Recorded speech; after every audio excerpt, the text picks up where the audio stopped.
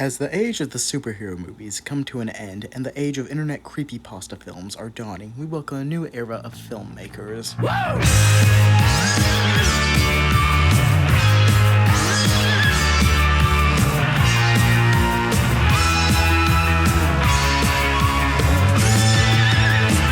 in the sixth dimension, things get rough. Living in the sixth dimension can be tough. It's so hard when you're on your own.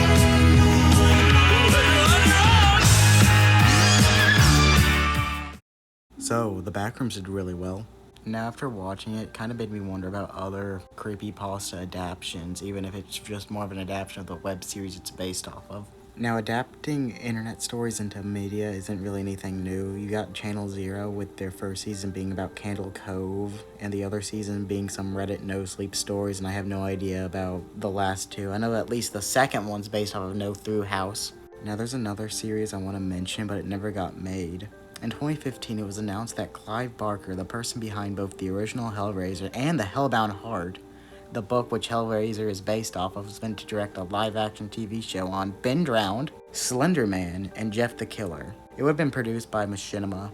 Yeah, no wonder this thing never got made.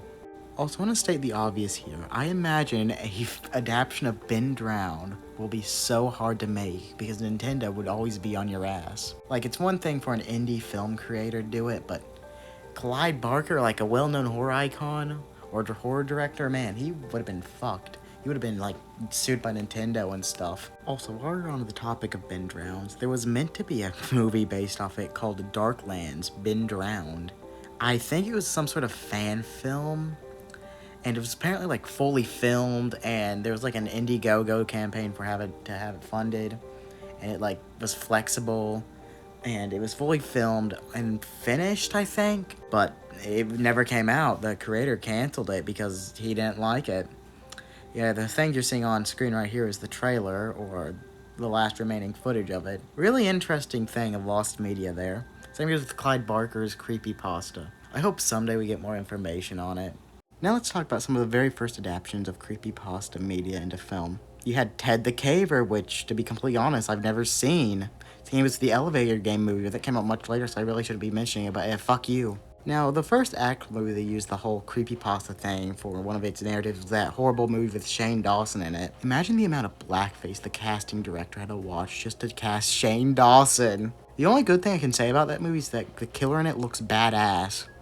Too bad he's barely even in the damn thing. Now, it's kind of hard to pinpoint what exactly the first creepypasta movie was.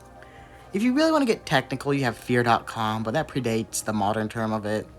But it's about some normal porn for normal people type shit. I'm not even making it up. And you also have Videodrome, but that's more or less about a television station airing snuff films. It also has the guy from Family Guy in it. Now, I should probably clarify what I mean by creepypastas, because back in the day it used to mean internet horror stories, but nowadays it just means anything on the internet that's horror, so yeah, that's kind of my definition. And the very early example of the internet would be like radio waves or television waves. I don't know what they're exactly called, and radio waves and shit. And what's about television? Yeah, this movie's about television, so Videodrome is technically a creepypasta movie since it's about a horror thing about the internet. Yeah, fuck you, this is my channel, I can make shit up all I want, even if it doesn't make shit, fuck you. It's the only good example I can think of before the Backrooms. And plus, snuff films and extreme porn airing on television before this was an urban legend while this movie was being made, so yeah, I guess it is a very early example of it. Now we get to the most infamous one of them all, the Slenderman movie, which is probably the reason why people are cautious of creepypasta movies, if I'd be honest. That movie is terrible. And Slenderman, the main big bad of this movie, only has 3 minutes of screen time in his own damn film. Listen, at least make it like 5 or 6. That's less than fucking Freddy Krueger in Nightmare on Elm Street. Less than Darth Vader in Star Wars. It's as much as the fucking shark from Jaws, I think. In fact, you should just watch the entire good parts of the movie right here. Now, the development of Slenderman was apparently horrible behind the scenes. Of course, you got the stabbings that happened a couple of years before that. And the director and Sony interfering with it and shit. Yeah. And it was in development hell since 2012. Oh, there was also one made in 2016 based off of Marble Hornets, which, it's also horrible. So wait, who owns Slenderman? I imagine Sony because the films, but I don't know, maybe it's in some weird copyright limbo, I don't fucking know. And after the Slenderman film was released, and it was a huge flop, and now it's considered one of the worst films of all time. Now after that, you had Dear David, which was based off of a Twitter thread. Dear David is also terrible, but at least that one is enjoyable. If you haven't already, I recommend watching the Chasington video on it. But I watched this movie with my dad, and the first half makes you think that Dear David was cyberbullied to death. But no, he was caught watching gay porn by his father, then possessed by a demon to kill him. And he's still alive in the movie, and he starts playing the main protagonist like a video game. And the main protagonist is like an author in real life, and at the beginning it says based off a true story. None of that shit happens in the original story. You know, I know a scene similar to this in like one of the Nightmare on Elm Street films, but by that point, those movies became parody of themselves. And this movie wants you to take it 100% seriously. Now, in the same year, 2023, it was announced that Kane Parsons was working with A24 to produce the Backrooms feature film. Of course, many people were wary because of this, well, compared to all the other creepypasta movies we got, they're all horrible. Or get stuck in development hell like Jeff the Killer or the other one I can't say the name of, but it rhymes with Dodo. You know, the bird lady. But that one never really went out anywhere. But it did went on to inspire a movie called Grim Cuddy, which I never seen. I promise you I'm not trying to rip off Chaz. Oh, shame my little one. Oh. Now, also around that point, we started to see video game movies get improvement, like the Sonic movies, and Mario movies, and the Minecraft movie, which referenced Herobrine in it. And you also had Markiplier announce that he's making an Iron Lung movie, but I'm not really sure if I should count that. Also around that point, too, YouTuber movies are getting all good, too, like Talk to Me, which I completely forgot about until recently, when I realized that people who directed that made the Ronald McDonald's horror short films. If you remember the shit that happens in this short, then you're probably scarred for life. Now, finally, the film was released, the one and only Markiplier's Iron Lung, which was #1 for a bit, beating Sam Raimi of Evil Dead and Spider-Man fame. Okay, now we finally get to the part which you all have been waiting for. The Backrooms movie that came out, alongside Obsession, which, I don't know, I really didn't watch the guy who made its YouTube channel, to be completely honest. And Obsession is currently one of the highest grossing films of 2026. Oh, and there was also that Digital Circus thing. I know people will definitely be pissed if I don't mention that. You have that Jesper Pobney, also known as that one hot chick from Fortnite, Donnie Darko, Prince Andrew, Gangrene, Raggedy Ann, the pink triangle that represents half the viewers, and the fucking cane or something. Also, there is something apparently negative about something to do with Mr. Watership Down. I don't really care. I'm not really into that series anyways. Something about Bonnie saying something edgy. I don't know. I'm not terminally allied. I don't really care. Now, after the release of the Backrooms, it proved that people can make a good creepypasta adaptation. Not counting Channel Zero, of course. And now we get to the main part of the video, the part you've all been waiting for. Siren Head. Mr. White, he's the devil. Is getting a movie. But the people who wrote Weapons? Damn! That's great. And Barbarian, too.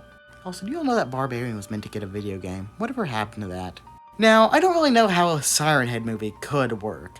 I imagine it's something like the Blair Witch Project, where it's people in the woods getting picked off one by one. But minus the fact that it's not boring. Hopefully that has some more screen time than the Slenderman movie. God damn, imagine he just has 3 minutes of screen time. But hey, Trevor Henderson is involved with this, so you know it's gonna be good. But I don't really blame people for being optimistic about this movie, because, well, we've seen what they did with one major creepypasta character. Plus, Siren Head has been completely ruined by weird fetish content farms. Normal porn for normal people right here. You know, there were some people who I used to watch back in the day called Culture 35, and they had this Siren Head series. And Siren Head was just a PNG on the background. Please, Zach Krager, give my boy a cameo, please. Now, not even a day later, it was announced that Steven Spielberg, yes, the person behind the only good Jurassic Park movies, Jaws, E.T., Poltergeist, was producing a movie based off the Mandela Catalog. To be completely honest, I don't really remember much from the Mandela Catalog. Also, I know that there was some controversies about the guy who made it. Apparently importing his weird fetishes into it because he's into, like, mimics or something. I'm about to come! So, and the series is about, like, these demons that mimic humans or religious symbols, I think. But I generally think we're in a new area for Hollywood right now. Where no longer we have inexperienced YouTubers who've never directed a film before and have terrible acting. We're actually giving it to filmmakers that deserve it. So no more Fred the movie, no more Logan Paul's movies. And I think there's also going to be way more video game adaptations too. Like Slime Rancher's getting a movie. Movies based off of games from pedophile blogs are getting a movie. It's like Jailbreak and Grow a Garden. I don't know, and Still a Brain Rot. How the fuck do you even make a plot for Grow a Garden? Yeah, this thing's gonna die in development hell. Oh, you also have Finding Frankie. I've never heard of Finding Frankie before this. And of course, we got the Poppy Playtime getting a movie that's directed by the same guy who did Faces of Death. Damn. Am I reading that correctly? The movie that's banned in 72 countries. Oh, it's just the remake. Yes, I don't know. I've never seen that. And you also got the guy who also directed Obsession that's going to direct a remake of the Texas Chainsaw Massacre. And the guy who directed Portrait for God is directing the new Blair Witch movie. Which actually sounds interesting. And one more thing before we go. Dr. Nowhere might be making a movie too. But as of me writing this, he's just teasing it. Thank you all for watching. Sorry for the short video. And remember, you make my girlhood tremble. The sweet Maxine, our water queen. Nothing can be